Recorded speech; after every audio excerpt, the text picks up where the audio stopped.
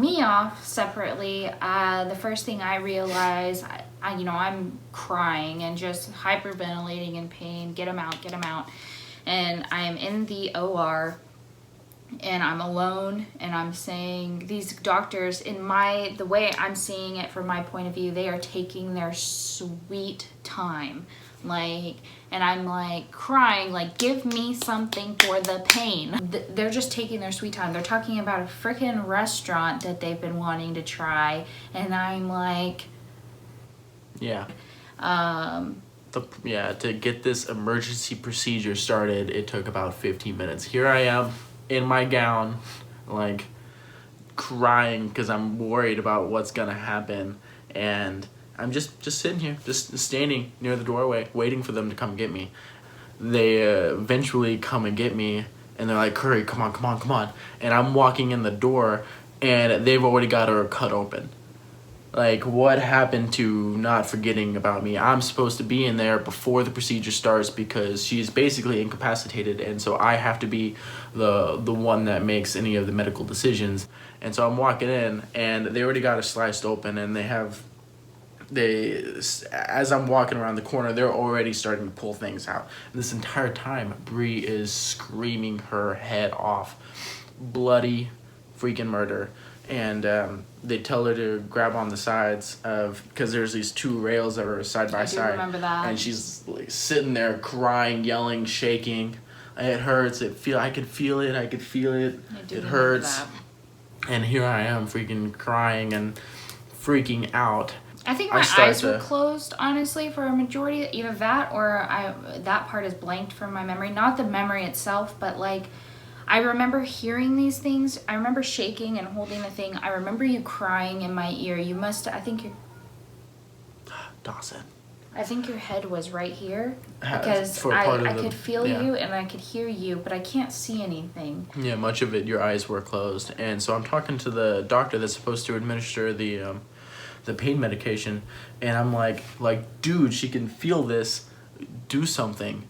And he said that we've already pumped her full of medication. We can't pump her with any more medication until she gives birth, or else it could be dangerous, which of course makes sense. But why the heck didn't, she's been having these issues with all of these drugs to begin with. Why didn't they just, I guess, go with the main blow and knock her butt out? Because knock me out. Yeah, so they administer with 4 or 5 different drugs before they administered the ketamine, which the ketamine worked, but they didn't do it until after Dawson was out, and so they felt everything. Really? I thought they did not. Well, I was standing next to you when they administered it. By that time, Dawson was already out, though. They didn't administer what actually worked until after the fact, and so she literally felt everything. The pinch, her organs getting set on her stomach or whatever, and they pulling out the placenta, and here I am, and they go, "Hey, Dad, you want to see this?"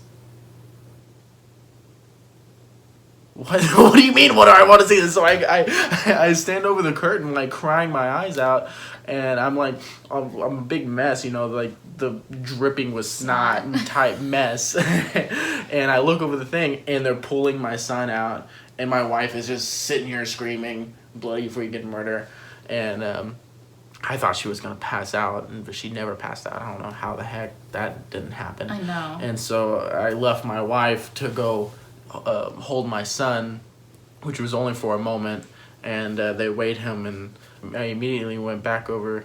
I brought Dawson back around the side so that she can see him, but she had her eyes closed. And I do remember, though. I do remember you sticking his face next to my face, and I thank you for that, because that's something that I give you not a lot of credit for. I didn't think you would be smart enough to think, okay, they need to meet and bond real fast, even though I can't do it myself. And so I do thank you for that. So he brought Dawson over to me and put his face next to my face so he could smell me. And I'm just at this point, I am hallucinating. And I told him, I said, I'm hallucinating. The moment I got ketamine, Dylan said he noticed right away when it hit my system. Just like that. Yeah, and that's how it felt too. Because I remember I was flying into these yellow squares, and I don't know what it is about that. But Yellow squares. I think I said I was saying it in my head, but I couldn't tell if I was saying it out loud. I was like, I'm hallucinating. Yeah, you thought you were dying. I'm dying. I thought I was going to heaven. I really did. I did not take that well. I thought I was going to heaven. And yeah, so I ended up walking out of there with Dawson in tow, and here I'm crying my eyes out like, my wife thinks she's gonna die. I think she's gonna die. What am I gonna do? How am I gonna do this by myself? Like all of this, and I'm sitting there in the waiting room, and they won't let the family in. The family cannot come in for whatever reason. Bonding time. No, not bonding time. I needed some like relief, and here I am sitting in the rocking chair holding Dawson, singing Three Little Birds by Bob Marley, and just crying. Like, how am I gonna do this without my wife? I can't do this without my wife. And at this point, I'm alone, and they're sewing me up, and I can still feel things, like certain things, but I can feel the pressure of it, but the ketamine really worked, like, that thing knocked me off my butt. But there were gaps where I do remember being in pain, like when they were pushing down. I don't know what they were doing, but it felt like they were pushing on my stomach. Yeah, putting your organs back in place. It was just, oh gosh, it's nauseating to even think about again. But then they, I guess, wheeled me back into the room. Which you couldn't even hold Dawson because you really didn't even have function of your arms. I did not want to hold him. I was shaking and... Which you would think that after all of going through all of that you'll at least be able to hold your son or daughter. No, you can't. You can't hold him. You can't do anything. Your body's just like... Yeah. Shaking. And so Dylan offered... Trying to function. He kindly offered, but I said, I don't feel comfortable holding my son when I'm seriously like this.